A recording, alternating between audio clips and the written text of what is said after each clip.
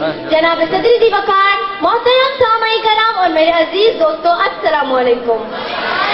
میرے آج کا موضوع ہے کہ جس قوم کے بچے نہ خوددار نہ ہنرمند، جس قوم کے بچے نہ خوددار نہ ہنرمند، اس قوم سے تعریف کے میں مار نہ مانگوں۔ موضوع سن کر میں تو حیران سی ہو گئی، رک گئی، سہم گئی، ڈر گئی، کیوں نہ گھبراتی، کیوں نہ شرماتی۔ میرے سامنے ایک بچہ قدر کے کپڑوں میں ملبوس کھڑا تھا، علم کی قدر سے ناشنا، عظمت و ہمت سے ناخبر، صحیح علم سے بے پرواہ، عشق و نشاط کا طلبگار، جو عشق میں بھی صادق نہیں بس دل کی رفتار دل فگار، جس کے دن فیس بک اور رات واٹس ایپ میں کٹے پتنگ اڑاتے خواب دیکھتے اور خواہش کرتے۔ عالی وقار کچھ کہہ بھی نہیں سکتی، چپ رہ بھی نہیں سکتی، ایسے پیارے راج دلارے نکمے، نہ کام کے نہ کاج کے، بس دشمن اناج کے۔ قوم کے بچوں، نوجوانوں اور طلبہ علموں سے یہ کیوں کر امید رکھوں کہ تاریخ کے معمار بنیں گے؟ کہاں وفود اور کہاں سید عبدالغفور؟ ہم وہاں سے ہیں جہاں سے ہم کو بھی ہماری کچھ خبر نہ آتی۔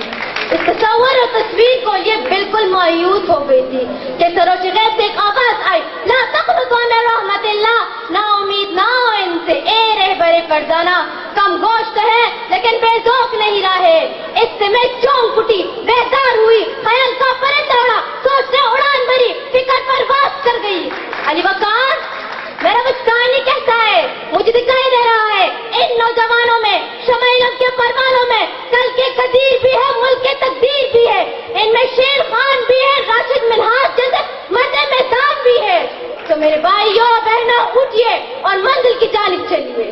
ہم نے تبدیلی لانی ہے، ہم نے انقلاب برپا کرنا ہے، عمل میں ہماری قوم بننا ہے، ہر لہر کو رقصاں، ہر ہنر کو جواں، ہر فصل کو جواں، ہر چولہے کو روشن، ہر کامیاب کو شاد اور قید کو شاداب، عورت خوشحال، مرد مالا مال، ہر چہرہ درخشاں اور پیشانی تابہ دیکھنا چاہتے ہو تو آئیے اس ریاست کی سیاست کو بدلے، ریاستی نظام میں پوشیدہ خباثت کو بدلے، ملک پرزرے ہو تو زراعت کو بدلے، دیانت ہو شیوہ تجارت کو بدلے۔